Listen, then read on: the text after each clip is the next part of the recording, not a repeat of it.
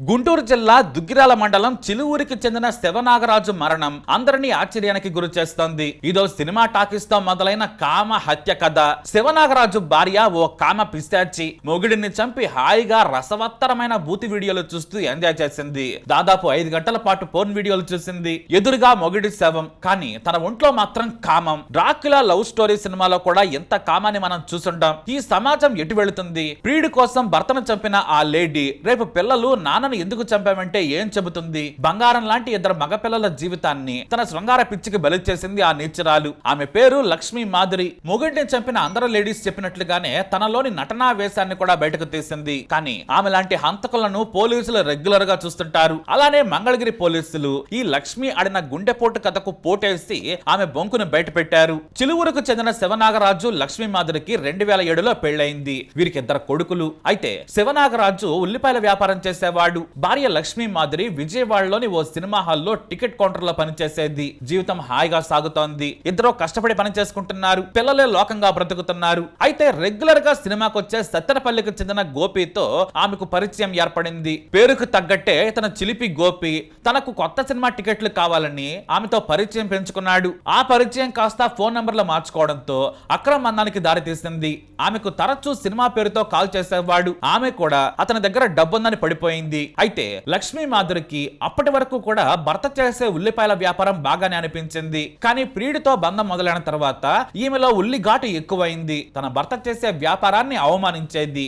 ఇదేం వ్యాపారం, ఇది చాలా చీప్ గా ఉందంటూ చులకనగా మాట్లాడేది. బంధువుల్లో కూడా చెప్పుకోవడానికి బాగాలేదని అసహించుకునేది. కానీ ఆమె మాత్రం చేసేదంతా నైతికంగా అనిపించేది. చాలా పవిత్రమైన వ్యవహారంలా తోచింది. దొంగతనం, హత్యలు, అడుక్కోవటం, అలాగే ఇలాంటి పనులు చేయటం కంటే సొంతంగా బ్రతికేందుకు ఏ వ్యాపారం చేసినా గొప్ప విషయమే. ఎంత చిన్న వ్యాపారమైనా ఆత్మాభిమానం చంపుకోకుండా బ్రతికే జీవితం కంటే ఏది గొప్పది కాదు. ఉన్న దాంట్లో సంతోషంగా ఉన్నవాడు సాయంత్రం కాగానే 2 పిల్లలతో గొప్పగా ఆనంద క్షణాలు అనుభవించేవాడు అంబానీ కంటే గొప్పే. కానీ ఇవేమీ పట్టించుకోకుండా విచక్షణ మరిచింది లక్ష్మీ మాధురి. తాను చేసే చండాల పని గొప్పదనుకుంది. ఇటు ప్రియుడు గోపితో సినిమా థియేటర్లో రోజు కలుసుకునేది. వీలు చిక్కినప్పుడల్లా షోలేసేది. సమయాన్ని బట్టి మార్నింగ్ మ్యాట్ని ఫస్ట్ షో వరకు కూడా బిజీగా గడిపేది. అయితే తన భర్తకు డ్రైవింగ్ తెలుసు. దీంతో గోపి, లక్ష్మి కలిసి కుట్ర చేశారు. శివనాగరాజు లేకుంటే సినిమాలేంటి, ఇంట్లోనే షూటింగ్ పెట్టుకోవచ్చు అనుకున్నారు. దీంతో తనకు తెలిసిన వ్యక్తి హైదరాబాద్ లో కార్ డ్రైవింగ్ ఉద్యోగం ఇప్పిస్తానన్నాడు. మంచి జీతం, ఉల్లిపాయల వ్యాపారం కంటే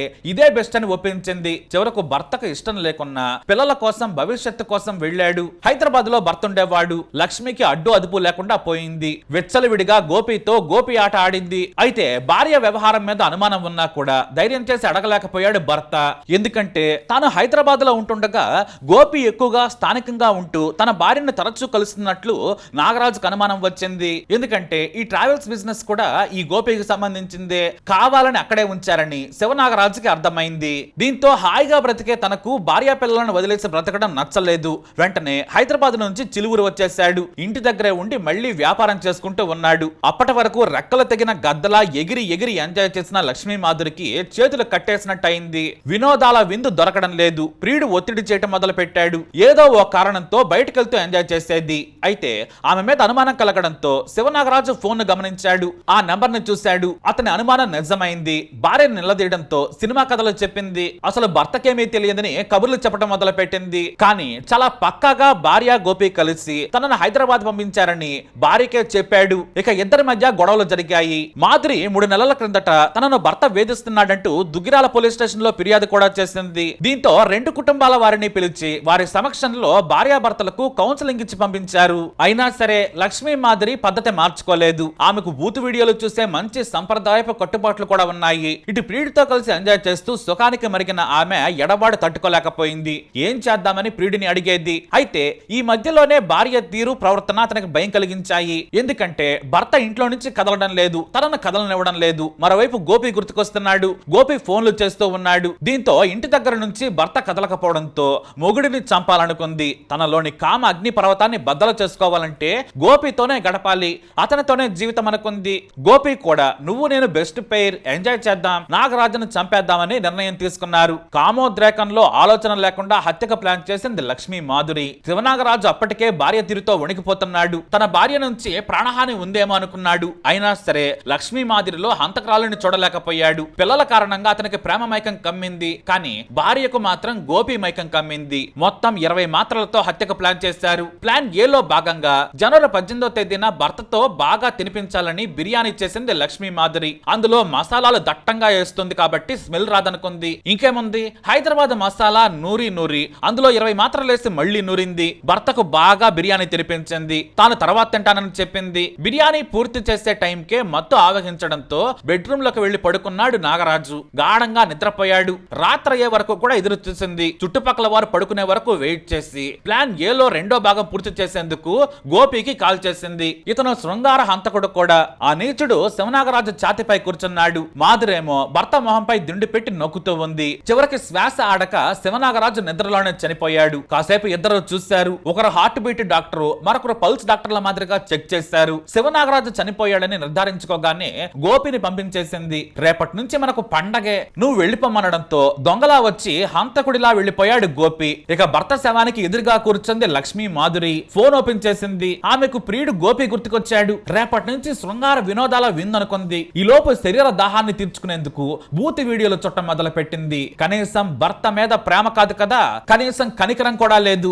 శవానికి ఎదురుగా కూర్చొని తెల్లార్లు వీడియోలు చూస్తూ కూర్చుంది. 4 గంటల తర్వాత బయట శబ్దాలు వినిపిస్తూ ఉన్నాయి. ఇక వెంటనే ఫోన్ పక్కన పెట్టేసి ఆమెలోని నటిని బయటకు తీసింది. నా భర్త గుండెపోటుతో చనిపోయాడంటూ గట్టిగా ఏడవడం మొదలు పెట్టింది. చుట్టుపక్కల వారిని కూడా పిలిచి చూపించింది. అందరూ నిజమేననుకున్నారు. ఆమె గుండెపోటు కథలను నమ్మారు. కానీ లక్ష్మీ మాధురి పెద్ద కిలాడి అని చుట్టుపక్కల వారికి కూడా తెలుసు. అయితే అంత్యక్రియలు కూడా తొందరగా జరిపించేందుకు ప్రయత్నాలు చేసింది. అయితే శివనాగరాజు బాల్య స్నేహితులు, ఇతరులు, దూర ప్రాంతాల్లో ఉన్నవారు ఒక్కొక్కరుగా తుది వీడ్కోలు పలికేందుకు వస్తున్నారు. కొంతమంది స్నేహితులు చెవి నుంచి రక్తం కారణం గమనించారు. అంతేకాదు చెవికి తీవ్రమైన గాయమైంది. ఎర్రగా మారిపోయి ఘాట్ల మాదిరిగా ఉంది. వెంటనే శివనాగరాజు తండ్రిని పక్కకు పిలిచి ప్రశ్నించారు. కొడుకు మరణంతో అప్పటికే తండ్రి వణికిపోతున్నాడు.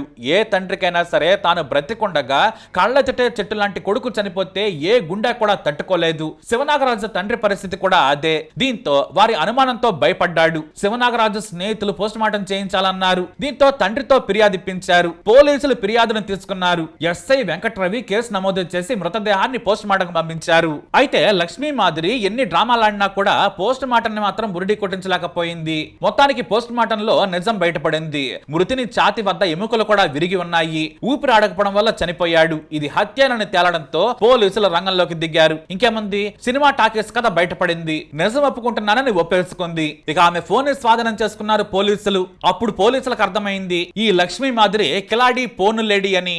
ఆమె ఫోన్ లో ఫోన్ వీడియోల హిస్టరీ చూసి అంతా షాక్ అయ్యారు. తెల్లారే వరకు చూస్తుండిపోయాను. గోపితో జీవితాంతం అక్రమందం ఎంజాయ్ చేయాలనుకునే చంపాను. నాకు ప్రియుడు సాయం చేశాడు. ఇద్దరం కలిసి చంపామని నిజం చెప్పేసింది. మరి అభంశభం తెలియని బంగారం లాంటి ఆ పిల్లల పరిస్థితి ఏంటి? వారి గురించి మాత్రం క్షణం కూడా ఆలోచించలేదు నీచురాలు. బూతు వీడియోల మాయలో కామం వేడిలో కరిగిపోయి ఓ పచ్చని కుటుంబాన్ని నాశనం చేసింది. 100 ఏళ్ల భవిష్యత్తున్న పిల్లలను అనాథలను చేసింది లక్ష్మీ మాధురి. మరి ఈమెను ఏం చేయాలి? మీ అభిప్రాయాన్ని తప్పకుండా కమెంట్ ద్వారా తెలియజేయండి. వీడియో అప్డేట్స్ కోసం మై ఛానల్ ఫాలో అవ్వండి. తప్పకుండా సబ్స్క్రైబ్ చేసుకోండి.